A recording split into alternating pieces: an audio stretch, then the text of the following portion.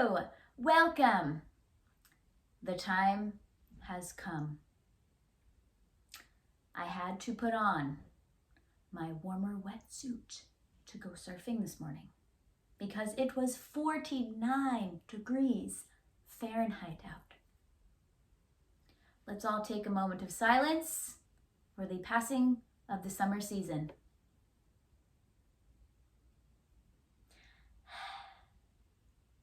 We held on to it for a very long time, but it is time to let summer go and transition into fall.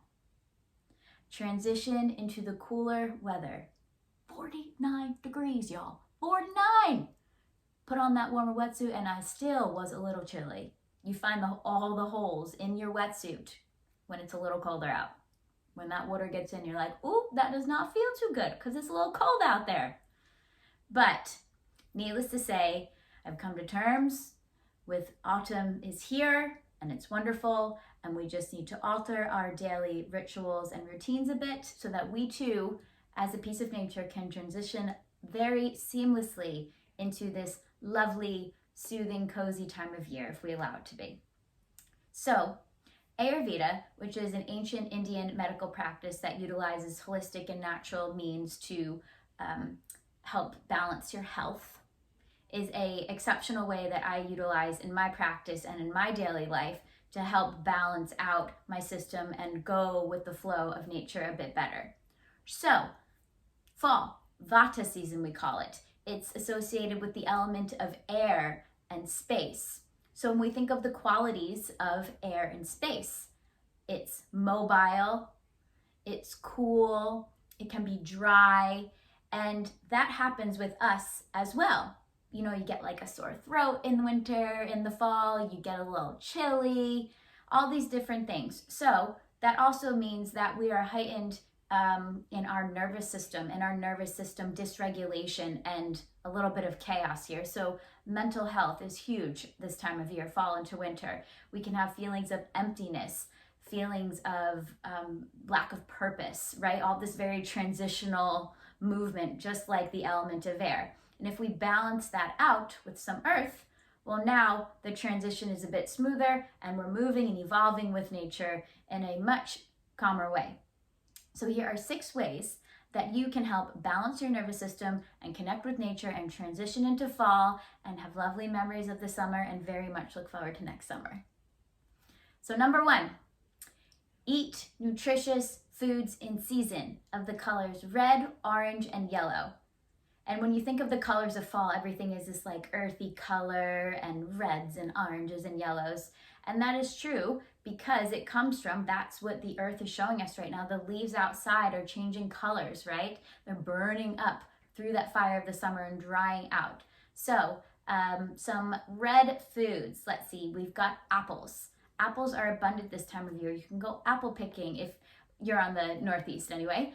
And stewing apples and adding some cinnamon is very good. Loads of fiber, good for your digestion, gonna help balance your blood sugar a bit, and also calm and soothe you down and get that nervous system to go, and you're giving yourself something sweet too, so that's very warming within itself, and the spice of cinnamon. Yellow squash. Squash is very abundant this time of year, and so again, going to the local farmer's market or even just finding a local section at your food store, yellow squash, chop it up, throw it in some avocado oil, some ghee, some butter, salt and pepper, toss it in the oven, roast them up, delicious, easy. There's so many different squashes out there too. There's spaghetti squash, add some like little pieces of ground beef to that. You've got spaghetti and meatballs. The possibilities are endless. And the color orange. We've got sweet potatoes, we've got pumpkin. Now, I understand. I'm telling you to eat pumpkin, yes, but am I telling you to go to the store and outstock them of every item that now is labeled pumpkin? Pumpkin pancake mix, pumpkin crackers, pumpkin spaghetti, pumpkin cider, pumpkin. Okay, that's overkill and it's marketing, and they do a great job, and my mom even falls for it because the entire cupboard, there's now pumpkin waffle mix, there's pumpkin bread, It's inserted everywhere, but I'm talking about like pure good pumpkin. It is good for you. Again, be careful about just being like, oh, but it's pumpkin, they're good for me. They're pumpkin chips, pumpkin chocolate chip cookies. You're still eating a cookie, y'all. A packaged and processed one. If you're making them on your own, cool, go for it. I highly recommend baking on your own so that you know exactly what's going into your food. But again, we're eating these earthy, grounding red, orange, and yellow foods. Okay, number 2, my favorite, cacao. Cacao ceremonies. Cacao is a lovely, lovely medicine from the earth. And when we drink our cacao drink, it helps calm our nervous system. It's nice and warm inside. It illuminates the power of our heart and also helps us think very clearly. So if you'd like to learn more about cacao, you can email me. I'll leave a link down in the comments below. Okay, so number 3, routines and rituals. Your daily routines and rituals, we want to create them for stability and consistency. Again, in this time of transition, we want things that are going to be consistent to hold us down. So your workout routine, get that weight training in. Literally, I love weight training because it keeps my feet on the ground. I'm very airy in nature and I could go all over the place. So weight training is a way that helps keep me grounded, truly, because I'm putting like a barbell on my back, kettlebells, the whole bit. So again, create a routine where you say, okay, I'm doing upper body twice a week, lower body 3 times a week, or whatever your routine is. Or I know I can only work out 3 times a week, so I'm going to do a full body workout 3 days a week. But get it on the schedule, put it in your Google Calendar so that it's consistent for you. Consistency creates peace. It decreases anxiety so that you know that you have these points in your day that are consistent. And obviously, physicalizing and moving your body is incredibly good for your health. So routines and rituals, or even creating a morning ritual of like, I'm going to get outside, see that light first thing in the morning and go for a walk. Now you know you've started your day not like this, but you're out in nature, you're getting that morning light in, you're resetting that circadian rhythm clock so you know that you've got so many hours before it's time to fall asleep again. All excellent tools of creating stable routines and rituals. 4, loving relationships. There's nothing that feels better than a good hug or a good loving relationship.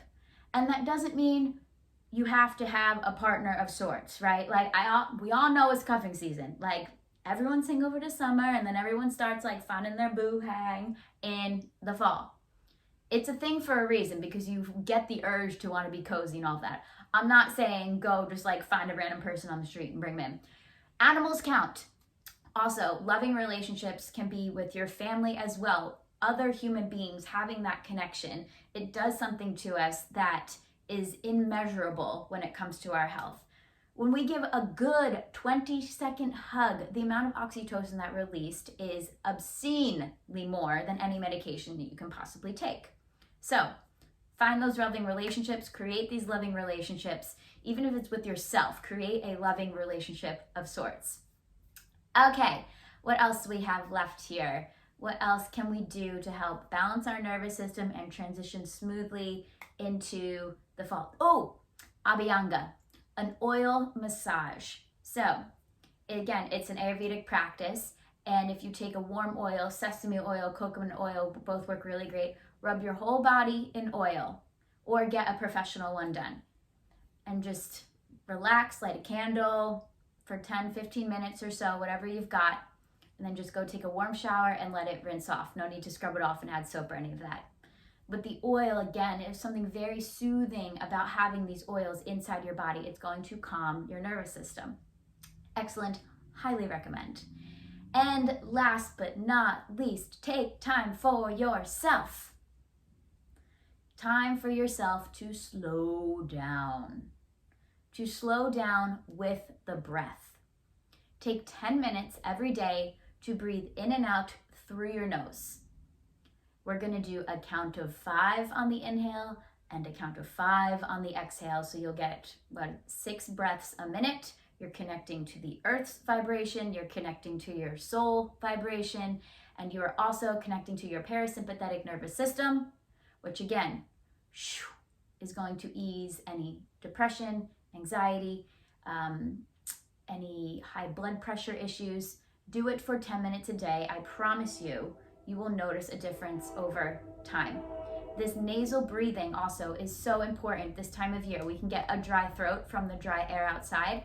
When we breathe through our mouth, we're letting so much more air and it's going right into our throat, therefore drying the throat. When we breathe through the nose, it has to go through all these twists and turns, and it gets some water on, I can't think of the word, humidifier. We have like a humidifier in there for the air, so that when it hits the throat, it's already warm and moist, and so it's going to decrease our chances of having that really dry throat this fall. So with all of that, choose one of them, choose all of them, choose none of them. I hope that this is insightful for you of thinking of ways to transition smoothly into the fall by using these very easy techniques that you can do at home. And if you have any questions on creating your own routines, rituals, what foods to eat, what foods to cook, how to go about your day, how to create a breathing practice that is very specific for you, please email me. My email is casey@caseymorrow.com. And also leave in the comments if you have any other ways that you like to transition smoothly into the colder seasons.